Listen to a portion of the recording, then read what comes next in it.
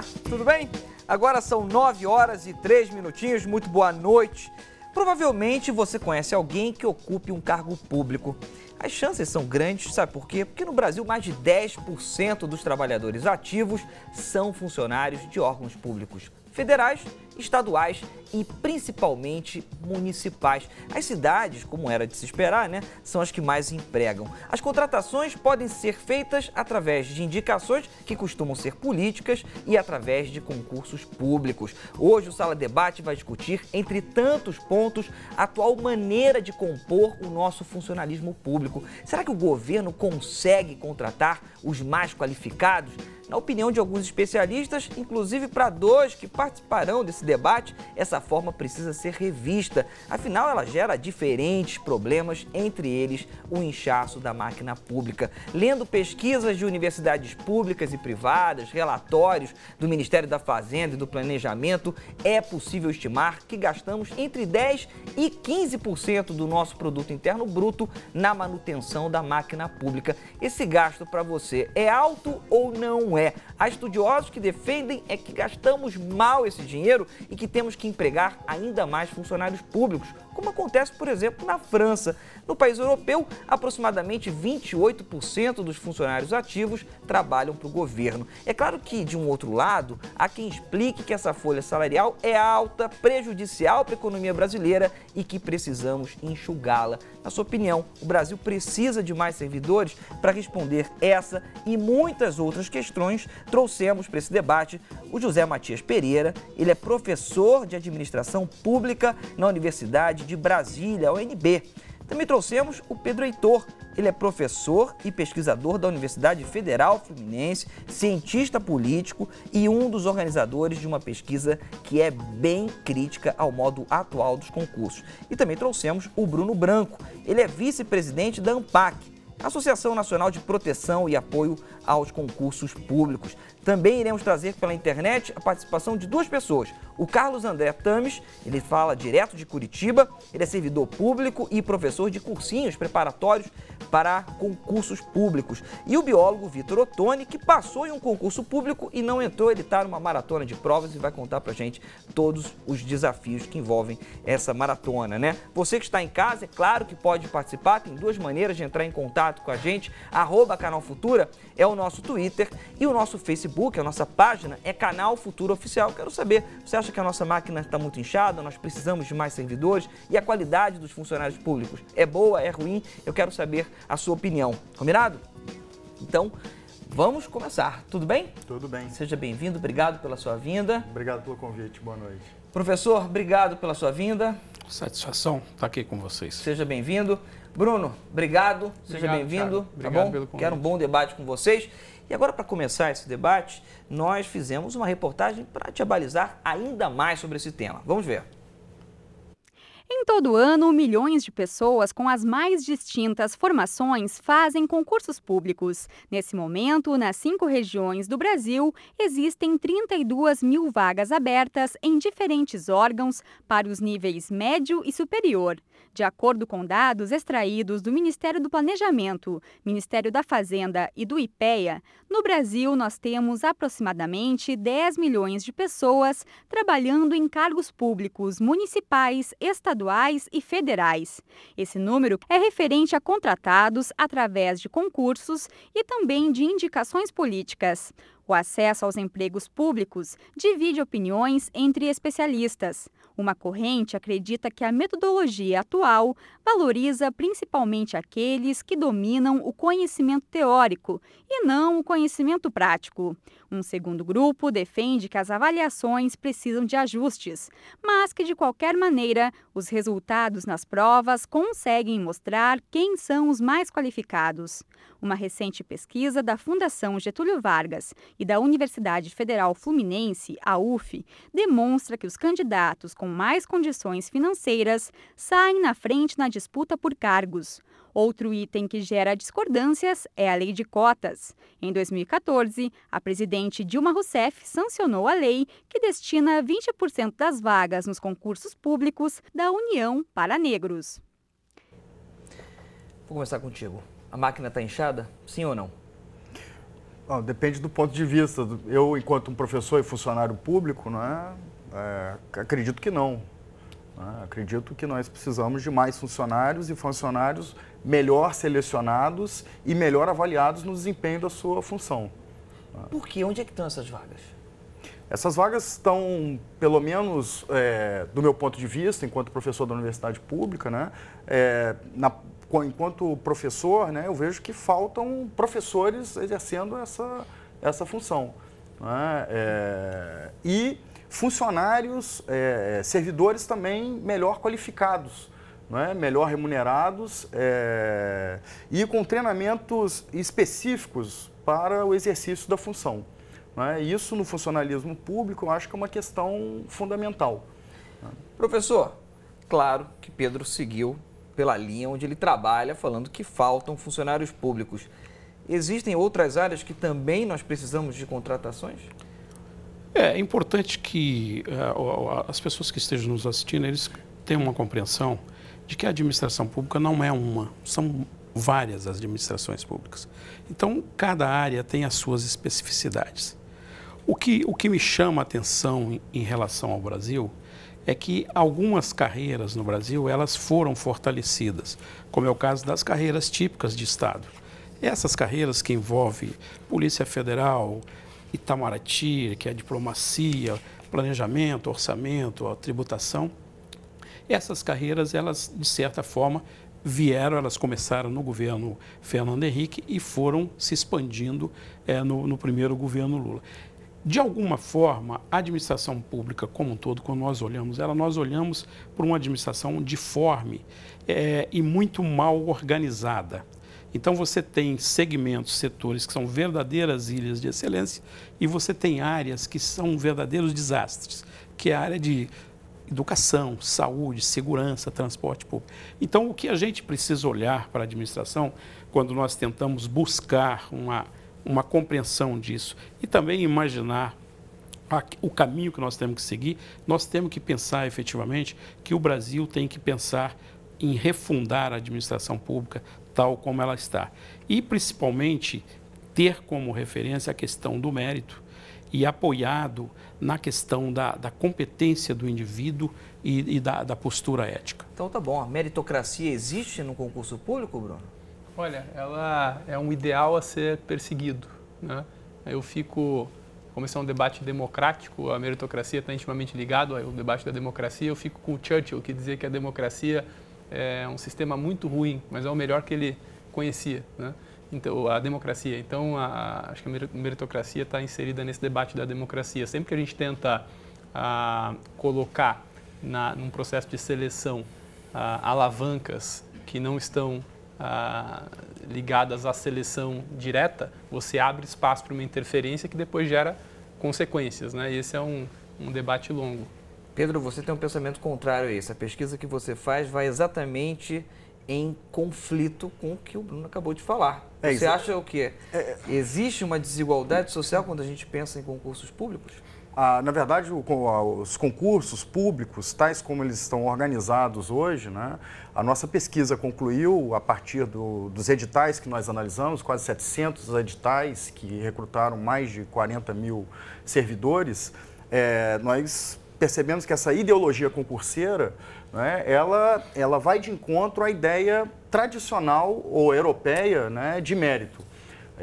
Se nós comparamos, por exemplo, né, com o modelo francês, né, notadamente da Escola Nacional de Administração, e nós percebemos que os franceses, nas modalidades de concurso, né, eles aferem o mérito no concurso. Isso quer dizer que eles selecionam aqueles que têm o melhor, né, um passado acadêmico ou profissional. Então, né, eles passam no concurso porque têm mérito, enquanto no Brasil as pessoas têm mérito porque passaram no concurso. E isso cria, né, uma série também de distorções no exercício da função pública. Uma vez que, né, e eu já tenho pesquisas empíricas que demonstram isso, não é?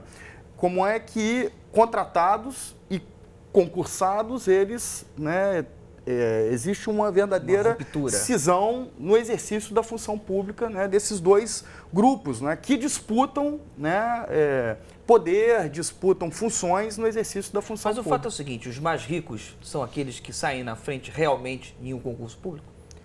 Tal como o nosso modelo está organizado hoje, em que o nosso passado, seja profissional, seja acadêmico, como ele não tem relevância, as pessoas precisam de entrar nesses cursinhos. E esses cursinhos, eles não custam barato. Para a gente não ficar no lado subjetivo, como é que você faria para reverter isso? Bom, a nossa pesquisa, o Ministério do Planejamento, e o Projeto Pensando no Direito solicitou uma série de recomendações, e as nossas recomendações foram no sentido de reduzir essas desigualdades jurídicas colocadas pelos concursos. Uma delas, por exemplo, que é explícita, é o valor da taxa de inscrição, em que concursos que oferecem até R$1.000, por exemplo, você tem até 3% desse valor que é oferecido no concurso como uma taxa de inscrição. Enquanto concursos que oferecem, que remuneram a R$15.000, você tem menos de 1% o valor da taxa de inscrição. Então, essa questão de ser mais transparente, criar regras para estabelecer as taxas de isenção, ela é uma questão fundamental para nós. Deixa eu trazer o professor para dentro desse papo, porque é o seguinte, por mais que a gente dê uma taxa de inscrição, isso não vai fazer com que um candidato que tem um conhecimento muito menor do que o outro, que teve tempo, teve dinheiro, enfim, teve muita disponibilidade para estudar, não vai conseguir equiparar. Ou seja, vivemos uma realidade desigual, na sua opinião, ou não? O Brasil, pela sua própria trajetória, é um país desigual. E aí está tudo bem. E quando nós enfrentamos uma situação como essa, você tem que tentar, ao longo do tempo, ir organizando isso. O que eu acho que nós, no Brasil, a nossa maior dificuldade é porque as nossas políticas públicas, principalmente para a área de educação, elas são muito frágeis. Eu diria que são de péssimas qualidades. Então, o que ocorre é o seguinte, eu acho que quando você cria as condições de igualdade na base, oferece melhores condições, você diminui esses problemas. Mas eu, particularmente, acho que nos casos dos concursos, até porque a demora nos concursos públicos, no tempo que o indivíduo fica dentro de uma sala de aula e pelo custo deles, ele acaba sendo muito desigual, ele acaba privilegiando aqueles que têm mais dinheiro, porque o indivíduo que é mais pobre, ele tem menos desvantagem, ele não vai poder pagar. Você sabe que o Bruno não pensa dessa maneira, né? A ANPAC, na verdade, tem um posicionamento bastante diferente e eu quero trazer também o nosso telespectador para dentro desse debate e aí eu passo para você a possibilidade de resposta, ok? Francisco Cantuário, Francisco, obrigado pela sua participação, se sinta sempre em casa aqui no Sala Debate, tá? Ele diz o seguinte, Bruno, a dedicação tem que vir de cada estudante, mas quem tem um poder aquisitivo maior para investir no preparatório, com certeza sai na frente. Você pensa diferente disso e eu quero que você explique para o Francisco. Perfeito. Primeiro eu quero resgatar a fala inicial aqui do professor Matias, que foi muito importante. Ele abriu o programa com uma fala importantíssima, dizendo, nós não temos uma administração pública, temos várias. Então, nesse debate aqui, é importante a gente não tomar parte pelo todo, ok? Em vários aspectos, no inchaço da máquina pública, que não significa inchaço da força de trabalho do setor público, necessariamente. A gente não pode tomar parte pelo todo quando a gente está falando da contratação para alta administração pública ou quando a gente está falando de concurso de nível médio e fundamental, que representam a grande maioria dos certames no Brasil. E a gente não pode tomar parte pelo todo quando a gente fala de meritocracia. Hoje, aqui no debate eu estou ouvindo a gente falar de sala de aula, de cursinho, apareceu ali no VT, a gente não pode ignorar o poder da internet. Nós temos a grande maioria dos estudantes para concurso público hoje utilizando a internet. 100 milhões de pessoas não têm acesso à internet no Brasil. Mas outras 100 milhões têm. Então a gente elimina as 100 milhões que não têm? Não eliminamos, mas é um instrumento de você tentar reduzir essa desigualdade histórica. Agora, você tem, por exemplo, no setor público, 60% de trabalhadores do sexo feminino. Você tem no setor público federal as mulheres ganhando mais que os homens. Onde é que você encontra isso no setor privado?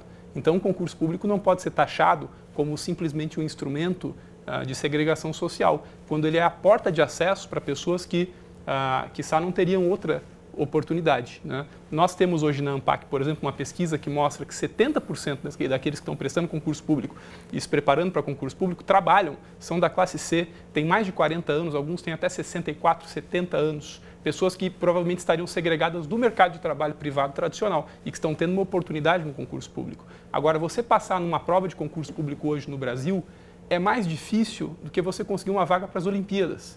Então, você precisa, sim, de preparação especializada.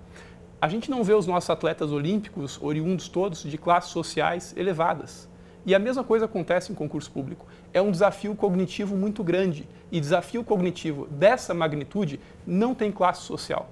Não tem classe social. Existem, sim, determinadas facilidades que são conquistadas por quem tem uma formação melhor, isso é óbvio, mas o concurso público vai selecionar isso. A gente tem hoje o Estado brasileiro com uma posição privilegiada em relação a décadas passadas, conseguindo atrair grandes talentos da nossa força de trabalho para o setor público, e isso é muito importante para o Brasil. Bruno, deixa eu fazer o seguinte, quero trazer para essa conversa o Carlos André Tames, ele é servidor público há 30 anos e também é professor de um cursinho preparatório para concursos públicos, ou seja, é alguém que está lidando diariamente com essa grande disputa que você acabou de dizer. Professor, tudo bem? Boa noite, tudo bem? Seja bem-vindo. Eu quero juntar dois comentários. Primeiro, do Pedro, que disse o seguinte: nós temos uma ideologia concurseira no nosso país. E o Bruno acabou de dizer sobre a grande dificuldade de se passar nas provas. As provas dos concursos públicos, e aí eu quero uma visão realmente geral, são as melhores para aferir se o candidato está apto ou não para o cargo preterido? Com certeza, as provas de concurso, elas têm a capacidade de selecionar pessoas que têm uma capacidade intelectual, uma formação acadêmica suficiente para exercer uma função pública. Mas é óbvio que uma prova de concurso não consegue selecionar um bom funcionário, um bom trabalhador, aquele que tem a aptidão para servir ao público. E nisso, obviamente, o processo seletivo peca por isso. Mas acontece também que, como foi dito, não existe um outro processo que dentro de uma avaliação possa fazer essa seleção. E aí, quando você compara a iniciativa privada com o serviço público, por mais que se trabalhe os processos de recrutamento e seleção, é apenas quando o funcionário está trabalhando na empresa que você pode dizer se aquele funcionário se enquadra ou não. E no serviço público existe a figura do estágio probatório que é totalmente relevada ao segundo plano, né? O processo seletivo de um funcionário público deveria considerar o período de estágio probatório, que são 3 anos em que o funcionário deveria ser avaliado, sim, pelo seu mérito, inclusive previsto em lei de iniciativa, produtividade, responsabilidade, e não apenas numa prova, que vai apenas aferir a sua capacidade técnica. Agora, Pedro, na pesquisa você vai encontrar pontos bastante dissonantes.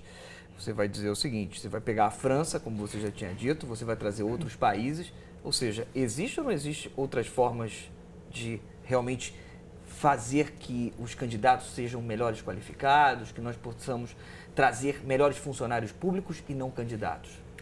Existe, efetivamente existe.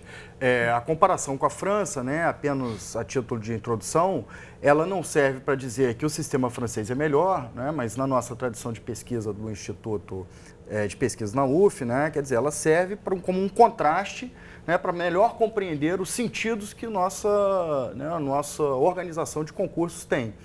E isso significa que, na França, os exemplos que nós temos, né, na ENA, por exemplo, que existem 3 tipos de concurso, né? O concurso interno, o concurso externo e o terceiro concurso, né? O concurso externo ele tem a ver com a seleção dos jovens que saem das faculdades. O concurso interno ele tem a ver com uma captação dentro da própria administração pública, né? Quais são os funcionários que já têm alguns anos de experiência e que podem, em função dos interesses da administração pública, exercer melhor as suas atividades. E o concurso que está voltado, o terceiro concurso, está voltado para as pessoas que estão no mercado de trabalho, né? Mas essa modalidade de concurso, é importante dizer, ela tem a ver com esse sentido do mérito, que tem a ver com, seja, né, o passado profissional, seja o passado acadêmico. né? Hoje, no Brasil, por exemplo, nossa pesquisa demonstrou, o passado profissional e o passado acadêmico, né, são absolutamente relegados a um segundo plano no processo de organização desses concursos, que muito raramente avaliam, seja o passado profissional e muito pouco, na verdade, avaliam o nosso passado acadêmico, né, pelos títulos, por exemplo. Pedro, eu quero, enfim, fazer uma pergunta para o Carlos, pensando nisso que você acabou de falar. Na realidade brasileira, todo esse comentário se encaixa ou é utopia? E quero uma segunda pergunta que se adequa a essa, que é do Hélio Silva. Ele diz o seguinte: esse negócio de tantos concursos ao mesmo tempo não é uma forma só de arrecadação? Tem como você juntar as duas em uma resposta só? Olha, com certeza eu acredito que é muito complexo nós trazermos uma realidade europeia para o Brasil de um processo seletivo, até por uma questão cultural. O concurso público, ele tem uma virtude que é exatamente a imparcialidade da avaliação da marcação da múltipla escolha ou da correção da prova. Um processo que estivesse pendente de uma análise subjetiva da capacitação, da formação técnica anterior, né, do histórico escolar, teria critérios que, infelizmente, a cultura brasileira permitiria, sim, muitas falhas, muitos favorecimentos, e isso é uma coisa que eu temo muito. Por isso que eu insisto na necessidade dessa avaliação posterior, já com o candidato exercendo a sua função. E, obviamente, existem perigos na quantidade de concursos públicos que são colocados, inclusive o Supremo Tribunal Federal já querendo exigir que aqueles que promovem o concurso chamem os candidatos aprovados, porque já houve, sim, momentos na administração pública em que órgãos e entidades realizaram concursos públicos, arrecadaram quantias vultosas e acabaram não nomeando seus aprovados. Então, é um processo que, como foi dito, é como a democracia, é falho, mas é o melhor que existe. Porque senão nós corremos o risco do favorecimento, da indicação política, da interferência, né, daqueles que vão favorecer outros apadrinhados, e o concurso público tem essa vantagem ainda que possa ter problemas, efeitos colaterais, como o excesso de concursos para arrecadação, como a falha no processo seletivo. Tudo que nós estamos falando aqui sobre cotas de negros, sobre o favorecimento daquele que tem melhor condição de estudo, e como o professor colocou, obviamente existem falhas estruturais, históricas, na formação de base, mas mesmo considerando tudo isso, o processo, entre aspas, menos pior de seleção, a meu ver, ainda é o concurso público, mas como uma parte do processo seletivo de contratação. Porque numa empresa privada, e aí eu sempre falo, o Estado tem que entender se ele é um Estado empreendedor ou se ele é um Estado social. O Estado social, que quer apenas atender às necessidades das desigualdades, ele não vai conseguir, ao mesmo tempo, buscar a eficiência que o Estado empreendedor busca. Então, o Estado empreendedor tem que pensar na iniciativa privada. A seleção de um funcionário não é apenas naquele processo de entrevista, em que ele marca um formulário. Obrigado pela sua participação, professor. Uma boa noite. Boa noite. Bruno, o professor acabou passando rapidamente, não respondeu o Hélio Silva. Hélio, obrigado pela sua participação. Faça igual o Hélio. Entre em contato com a gente no @Canal Futura, o nosso Twitter, e a nossa página no Facebook é Canal Futura Oficial. Faça sua pergunta sobre concursos públicos no Brasil. Será que nós temos muitos servidores? Será que os nossos servidores eles são qualificados? Como é que nós podemos qualificá-los? Quais são os desafios? Você conhece alguém que ocupa um cargo público, não está satisfeito, quer mudar e também está encontrando resistências dentro do órgão? Enfim, fique à vontade de participar desse debate, porque ele é feito principalmente para você, tá bom? Bruno, o Hélio ele falou o seguinte: esse negócio de tantos concursos ao mesmo tempo não é uma forma só de arrecadação? Na verdade, nós não temos tantos concursos ao mesmo tempo. Tá? Primeiramente, é preciso colocar alguns dados aqui nesse debate, né? Nós, na ANPAC, sabemos que nos últimos anos, no Brasil, foram abertas cerca de 200 mil vagas para concurso. Isso não é nem suficiente para repor 2% da rotatividade de 10 milhões de servidores públicos em todas as esferas. Então, antes de falar que são muitas vagas assim, quando a gente olha para esses números, a gente percebe que não são tão numerosos os concursos. Depois, nós sabemos também que as custas arrecadadas para para a realização de um concurso mal são suficientes para pagar o custo do processo. Então, o órgão que pretende arrecadar dinheiro fazendo com taxa de inscrição, às vezes sai mais caro você operar o concurso público do que... Então, isso também é um pensamento de senso comum, mas que não é verdadeiro. Essa questão dos dados é importante. Nós temos hoje alguma dificuldade em obter todos os dados que nós queremos sobre esse segmento, mas nós temos sim dados muito importantes aí para analisar, né? Na comparação com outros países, uma coisa que é interessante a gente saber é que o Brasil hoje não chega com 12% mais ou menos da sua população economicamente ativa no setor público, não chega nem na média dos países da OCDE. Né? Nós estamos abaixo dos Estados Unidos, nós estamos abaixo da Alemanha, que é sempre um modelo de eficiência quando se fala em gestão internacional. Mas a OCDE também fala que a gente gasta mal o nosso dinheiro. Né? Também, isso é sabido. É por isso que eu dizia no começo que a gente não pode falar em inchaço da máquina pública com um tema quase que exclusivamente ligado à contratação no setor público. Né? A máquina pública é muito grande e muito diversificada. Agora, você também tem, em relação aos concursos públicos, nessa parte da prova objetiva, porque são vários temas que a gente está passando aqui, né?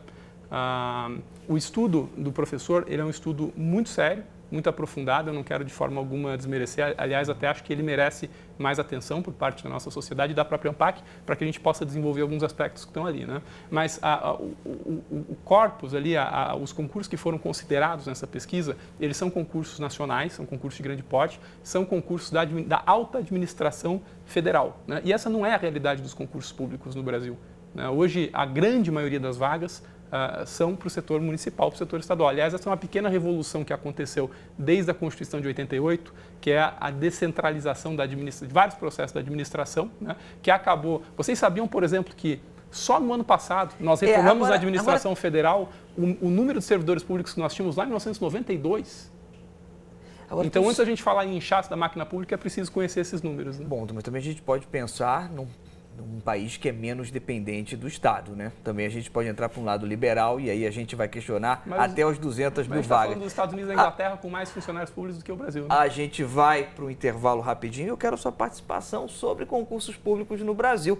Será que nós necessitamos de mais servidores? Sim, não. Aqui já tivemos comentários que são diferentes. Eu quero a sua opinião. Tem duas maneiras de entrar em contato com a gente. @Canal Futura é o nosso Twitter e o nosso Facebook é Canal Futura Oficial. Intervalo rapidinho e a gente se vê em 2 minutos.